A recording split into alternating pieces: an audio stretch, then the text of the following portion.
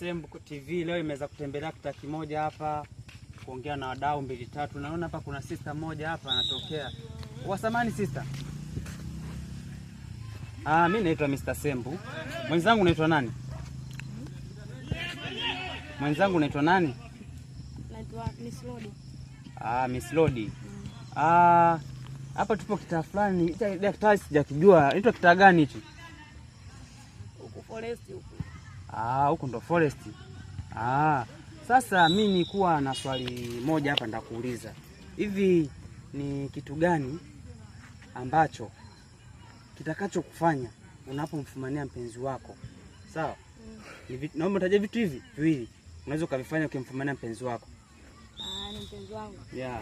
Ukifumania. Baba chenja huyo. Ni hapo unazungumzia mapenzi. Mapenzi yani unyama tu yani. Mimi nikifumania nitaachana naye kwa sababu mwanaume yuko peke yake. Au unaachana naye tu mwamba? Yaani naachana naye kabisa kwa sababu mwingine anajua na wengi. Unyama sio.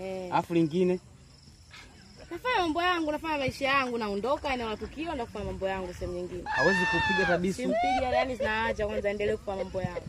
Kwa hiyo dada una moyo? Hivyo yani. Sure? Yeah. Wewe pepo utaiona wewe. Kama mmeweza kumsikia hapa sister hapa.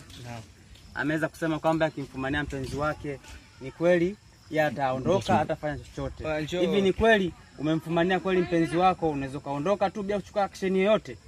Usisahau kudondosha comment hapo chini, like. Enjoy the show.